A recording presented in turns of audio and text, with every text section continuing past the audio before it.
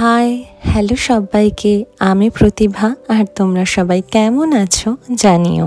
আজ রবিবার, আর প্রত্যেক দিন সকালে উঠেই আমার প্রথম কাজ থাকে এই পর্দাগুলোকে সরিয়ে দেওয়া, যাতে ঘরে একটু আলো ঢুকতে পারে। এখন তো 8টার আগে মোটে সূর্য ওঠে না, আর একটুখানি যাও বা রোদ ওঠে তাও ওই বেলা 1টা-1:30 নাগাদ, আর বিকেল 4টে নাগাদ আবার সন্ধে হয়ে যায়। এখন তো এত ঠান্ডা যে দিনরাত 24 ঘন্টায় ঘরে হিটার চলছে, তাই সকালে উঠে আর রান্না করবার সময় একটুখানি আবার জানালাও খুলে দিই, কিন্তু তাতেই হুড়হুড়িয়ে একেবারে ঠান্ডা ঢুকে পড়ে, তাই 10 মিনিটের বেশি জানালা খোলাই রাখা যায় না। চলো, আমার এখানে চুল আঁচড়ানো হয়ে গেছে। আজ তোমাদের সাথে একটা সকালের মর্নিং ড্রিঙ্ক শেয়ার করি। আমরা প্রত্যেকেই তো জানি সকালে উঠে একটু গরম জল খাওয়াটাই ভালো।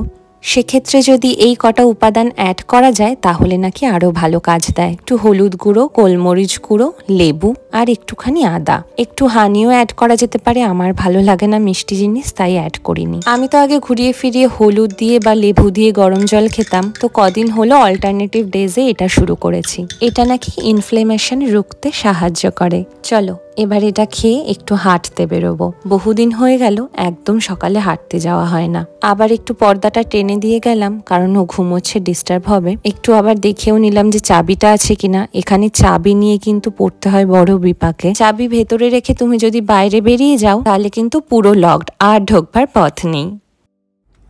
হাই, ফার্স্ট অফ অল আমাকে দেখে কি বুঝতে পারছো যে আমি সারা রাত ঘুমোইনি? আমার একটা নতুন রোগ বলতে পারো। চলো তোমাদের একটা জিনিস দেখাই। কিন্তু আমার বাড়ির একদম কাছে।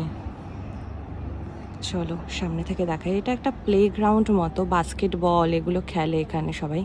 আর এটা হচ্ছে স্কুল, একটা স্কুল। এটা অ্যাকচুয়ালি না কি হয়, এখানে বাইরে বেরিয়ে আমি সেরকম বেশি ভিডিও করতে পারি না। তার একটাই কারণ হচ্ছে এখানকার মানুষজনরা না মানে খুব একটা পছন্দ করেন না। সুন্দর এই জায়গাটা, স্কুলের সামনের জায়গা, আর নিচে কিন্তু আন্ডারগ্রাউন্ডের গাড়ি রাখা হয়, দেখতে পাচ্ছ যে। আর এটা পুরো একটা প্লেগ্রাউন্ড, এখানে বাস্কেটবলই মেইনলি খেলে। এখানটা আমি বসে একটু বসে বসে কথা বলি, এই জায়গাটাতে বসে। প্রচণ্ড ঠান্ডা, প্রচণ্ড ঠান্ডা, হয়তো দেখে বোঝা যাচ্ছে না। জানি না আমার মুখ চোখের যে কি অবস্থা আমি নিজেই বুঝতে পারছি না। সুন্দর না জায়গাটা? তো যেটা বলছিলাম, আর দেখো আমার কি ব্রেকআউটস, বাবারে বাবা, আমার সারা মুখে পুরো অল ওভার দ্য ফেস। আর ফেসটা তো ফ্লাফি হয়ে গেছে এখন। জানি না কি করে ঠিক করব।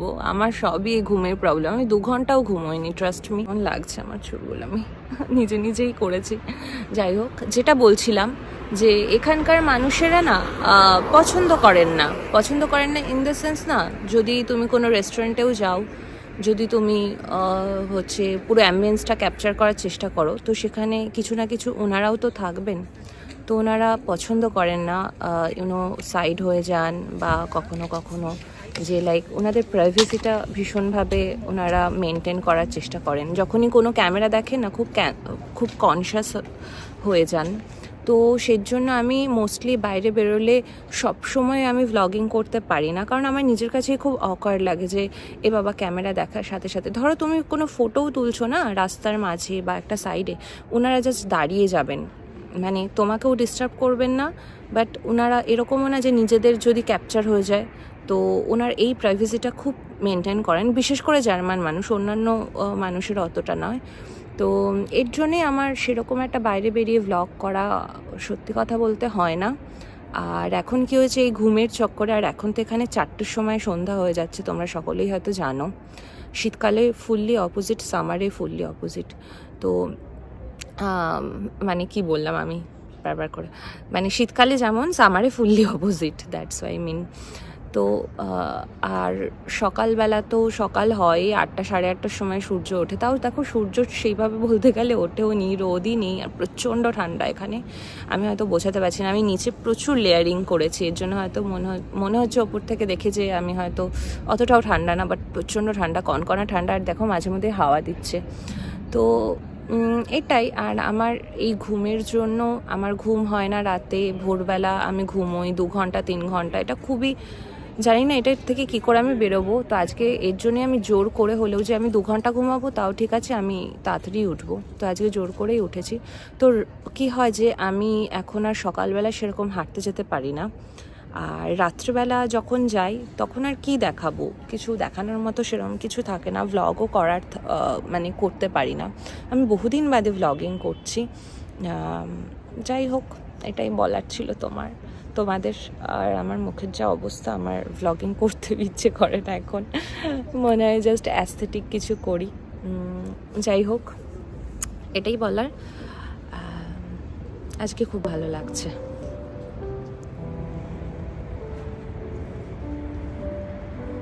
জার্মানিতে আসার আগে বাড়ির আশেপাশের লোকালয় এখন তো গুগলেও দেখা যায়, তখন বাড়ির অপোজিটের এই জায়গাটি আমার কিন্তু খুব ভালো লেগেছিল। আবার এই বাদিক দিয়ে সোজা গেলেই নদীপথ। সামার ডেজে অনেক দিন এখানে এসেছি, এখানে এসে বসে থাকতাম, মা বাবার সাথে কথা বলা, ভিডিও কল করা পরিবারের সাথে। আর এই দেখো, এটি কিন্তু একটা লিফট, এটা আন্ডারগ্রাউন্ডে যাওয়ার জন্য। আন্ডারগ্রাউন্ডে রয়েছে একটা বড় পার্কিং লট। চলো, হাঁটাহাঁটি গল্প সবই তো হলো, এবার রান্না বান্না করতে হবে। সকালবেলায় মাটনটা বার করে রেখেছিলাম ডিফ্রস্ট করার জন্য, সেটা হয়ে গেছে। আর এটা কিন্তু ফ্রোজেন মাটন নয়, কালই টাটকা নিয়ে এসেছি শার্ক থেকে। আর রান্নার জিনিসপত্র কাটাকুটি করতে করতে একটু ফলও খেয়ে নিই। আজ আর ভারী ব্রেকফাস্ট কিছু করব না, কারণ দুপুরের খাবারটাই খুব হেভি হয়ে যাবে। নিয়েছি একটু আপেল আর রাসবেরি। সুপার মার্কেটগুলো থেকেই বাজার করার সময় একেবারে ফলগুলো নিয়ে আসি। তবে মঙ্গল, বৃহস্পতি আর শনিবার এখানে একটা ওপেন মার্কেটও বসে, সেখানে সব টাটকা সবজি ফল সব পাওয়া যায়। বাড়ির একদম কাছেই, 2-3বার গেছিও সেখানে। আজ একটু বিরিয়ানি বানাবো। অন্যান্য দিন আলুগুলো একটু অন্যরকম ভাবে করি। আজ আবার একটা ভিডিও দেখলাম, সেখানে বলছে আলু আগে সেদ্ধ করে নিলে নাকি ভালো হয়, তাই এইভাবে করলাম। দেখা যাক কতদূর কি হয়। মাটনটা প্রেসার কুকারে সেদ্ধ করে নিয়ে একেবারে কষা কষা করে নিচ্ছি। আর এখানে দুজনের যাতে দুবেলা হয় সেই পরিমাণ চাল ধুয়ে রেখেছি। আর এদিকে ভাতের জলটাও বসিয়ে দিয়েছি তেজপাতা, লবঙ্গ, এলাচ আর দারচিনি, সাথে একটুখানি ঘি। আজ এই দাওয়াত এক্সট্রা লং বাসমতি রাইসটা দিয়ে বিরিয়ানিটা করব। আমি আজকাল একটু ঘুরিয়ে ফিরিয়েই বাসমতি চালটা নিয়ে আসি, একটু দেখার জন্য যে কোন চালটাতে বিরিয়ানি বা ফ্রাইড রাইস ভালো হচ্ছে। এর আগে এনেছিলাম টিলডা, হির, সেগুলোও ভালো ছিল। দেখা যাক এটা কতটা ভালো হয়। এখানে তো সর্বত্র ইলেকট্রিক ওভেন, হাঁড়ি বসানোর কোনো জায়গাই নেই, তাই আমাকে এইভাবেই রাইসটা রান্না করে ঝরিয়ে নিতে হয়। এই চালটা বেশ ভালোই দেখছি, ভালো গন্ধও আছে আর লং গ্রেন। আলু, মাংস, ভাত সবই হয়ে গেছে। চলো এবার ঘরোয়া পদ্ধতিতে জাস্ট লেয়ারিং করার পালা। এই বড় পাত্রটাতে একটু ঘি দিয়ে নিচ্ছি, এরপরে দিয়ে দেব রাইসটা। আর ভাতটা হওয়ার সময় কিন্তু আমি গোটা মশলাগুলো দিয়ে দিয়েছিলাম। আমি আমার জীবনের প্রথম বিরিয়ানি বানানো কিন্তু শিখেছিলাম আমার বড় পিসির থেকে। তখন কিন্তু আমি স্কুলে পড়তাম। ছোটবেলা থেকেই না আমার রান্না করতে খুব ভালো লাগতো। মা কত বকুনি দিত, তাও রান্না করতে ইচ্ছে করতো। তো শখে পড়ে অনেক কিছু শিখে গেছিলাম, তার মধ্যে বিরিয়ানিটাও একটা।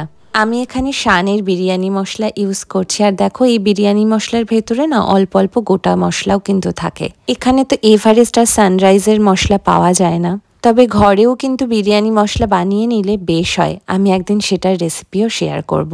আলুগুলো কিন্তু শুধু সেদ্ধ করে তুলে রাখিনি। কড়াইতে একটু তেল, ফুড কালার, আদা রসুন পেস্ট আর একটু দুধ দিয়ে ওপর থেকে একটা পাত্র দিয়ে ঢাকা চাপা দিয়ে রাখতে হবে। আর হালকা স্টিমে আলুগুলো হতে দিতে থাকলে এরকম সুন্দর সফট বিরিয়ানির আলু কিন্তু তৈরি হয়ে যাবে।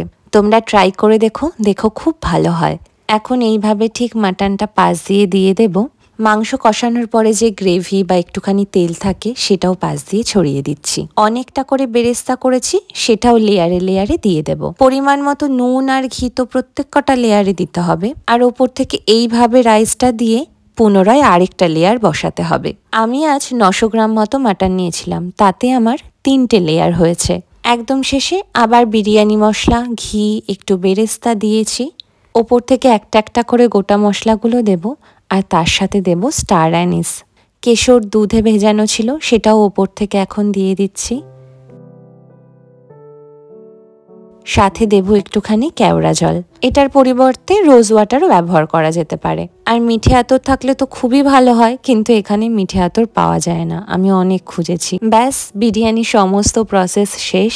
এবার আমি একটা বড় তাওয়ার ওপরে এই সম্পূর্ণ পাত্রটা বসিয়ে দেব।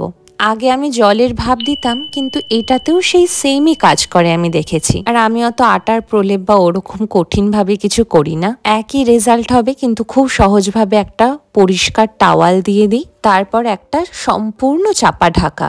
এয়ার পাস করার মতো কোনো জায়গাই থাকে না। বিশ্বাস করো, এইভাবে করে দেখো, একই রকম ভাবে দম কিন্তু হয় আর খুব সুন্দর হয়। বিনা ঝামেলা, বেশি বাসনপত্র নষ্ট না করে এটা একেবারে বেস্ট।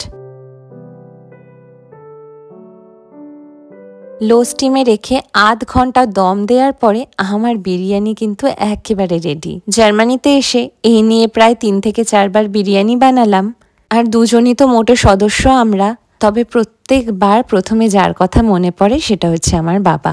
বাবা ভীষণ ভালোবাসে বাইরের বিরিয়ানির থেকেও ঘরে বানানো আমার হাতের বিরিয়ানি খেতে বাবা ভীষণ পছন্দ করে। তো দেশে ফিরে প্রথমে আগে বাবাকে নিজের হাতে বিরিয়ানি করে খাওয়াবো।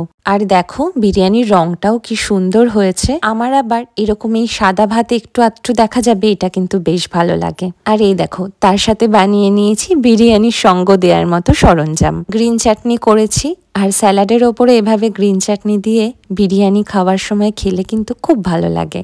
আর কলকাতা স্টাইল বিরিয়ানি মানে তো ডিম সেদ্ধ থাকবেই। একটা বড় গোটা আলু দিয়েছিলাম, সেটা এত সুন্দর সেদ্ধ হয়েছে। এই হলো মাটন বিরিয়ানির সম্পূর্ণ একটা প্লেট। দুপুরে আজ গরম গরম বিরিয়ানি পেয়ে সে তো আজ বেজায় খুশি। আর মৈনাককেও একটুখানি বলে দিলাম, ও বলেছে রাতে এসে খাবে। আসলে বাড়িতে থাকলে পরিবারের সকলের সাথে বিরিয়ানি যেমন ভাগ করে খেতাম, সেটার মধ্যে যেন একটা আলাদাই আনন্দ ছিল। এরপর আজ সেরকম আর কোনো কাজ নেই। তোমাদের যেমনটা আগে বলেছিলাম, আজ থেকে তাহলে আমার বিয়ের ভিডিওগুলো অল্প অল্প করে শেয়ার করি। আজ শেয়ার করছি আমার বিয়ের মেহেন্দির দিন।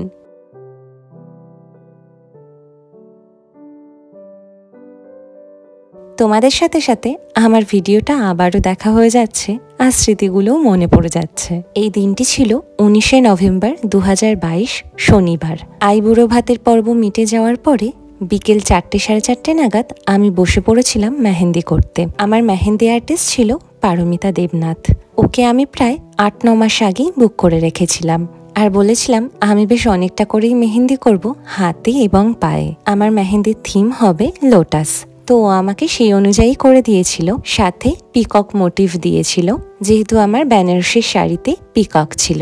এরপরে সন্ধ্যা আর রাতটা ছিল নাচ গান এসবের অনুষ্ঠান।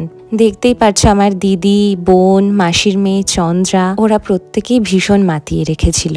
আর 2 বছর আগে ডোরার বয়স ছিল কিন্তু তখন মাত্র 1.5 বছর। গোটা বিয়ে বাড়ি জুড়ে অনেক মানুষ থাকলেও আমাদের আত্মীয় স্বজন কিন্তু অনেকে আসতে পারেননি। তারা সকলেই বিয়ের দিন সকালে নইলে দুপুরে এসেছিলেন। আবার অনেকে অনেক অসুবিধায় জড়িয়ে যাওয়ার জন্য গোটা বিয়েতেই আসতে পারেননি। আর আমার বিয়ের ঠিক কয়েকদিন আগেই আমরা নতুন বাড়িতে এসেছিলাম, সেই কারণে অনেক কিছুই যেন একেবারে ওলট পালট হয়ে গিয়েছিল। এই যে পেছনের ডেকোরেশন দেখছো, সেটাও কিন্তু ওলট পালট হয়েছিল। আমি ঠিক যেরকম চেয়েছিলাম সেরকম একেবারেই হয়নি। পেছনের ব্যাকগ্রাউন্ড আমি সম্পূর্ণ আলাদা একটি দেখিয়েছিলাম, যেখানে স্টেজ হবে, আরো লাইটের অনেক রকম ডেকোরেশন হবে। কয়েকটি জিনিস তো খামতি থেকেই যায়। তার মধ্যে একটি হলো আমার অনেক বন্ধু বান্ধবীরা যারা বিয়ের আগের থেকে আসার কথা ছিল, তারা আসতে পারেনি। যাই হোক, আমার কাছের মানুষেরা কিন্তু প্রচুর মজা করেছিল আর আমাকে খুব আনন্দে রেখেছিল। আজকে আপাতত এইটুকুনি। পরের দিন আমার আইবুড়ো ভাত আর হলদির পার্টটুকুনি শেয়ার করব। বাকি ভ্লগে কিছু ভালো লেগে থাকলে প্লিজ লাইক, কমেন্ট আর শেয়ার করো। একটা সাবস্ক্রাইব করে দিয়ে পাশে থেকো। চলো, টাটা।